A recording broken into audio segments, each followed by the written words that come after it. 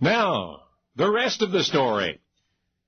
Future sociologists inevitably will judge our right-now world, at least in part, by our product advertising.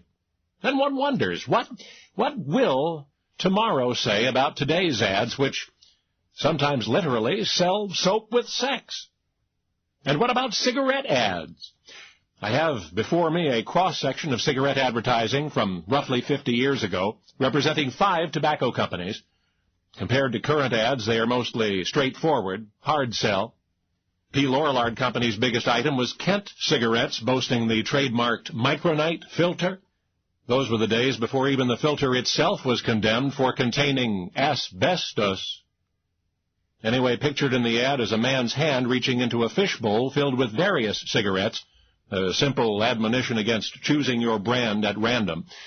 The ad makes vague allusions to impartial scientific tests which prove that Kent had less tar, less nicotine than any other cigarette.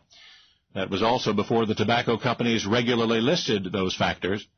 The ad says, quote, "This filter is made of a filtering material so efficient it has been used to purify the air in atomic energy plants of microscopic impurities." Another ad, this one by Liggett & Myers for Chesterfield cigarettes, takes the fine tobaccos approach. The ad says there are 6 types of homegrown tobaccos that are best for cigarettes. Then the types are listed by their official agricultural designations.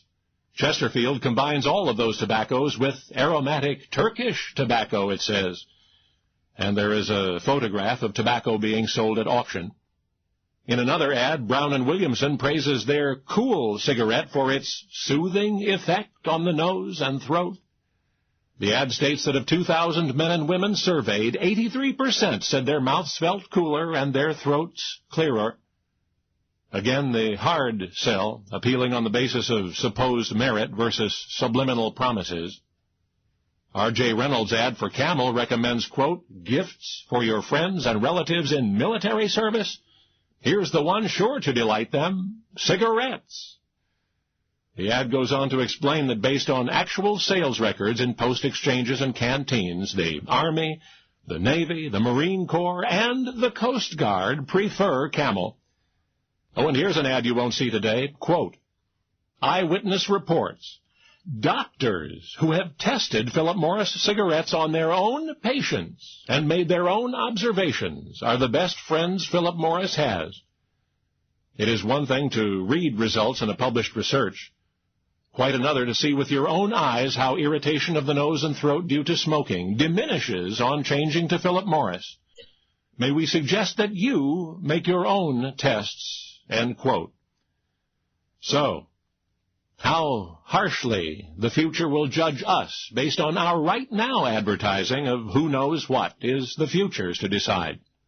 But we have a glimpse into that someday by considering our not-too-distant past.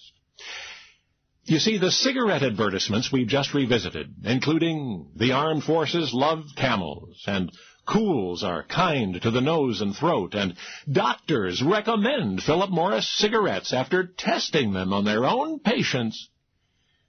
Those ads were all published during or before 1953 in the official journal of the American Medical Association.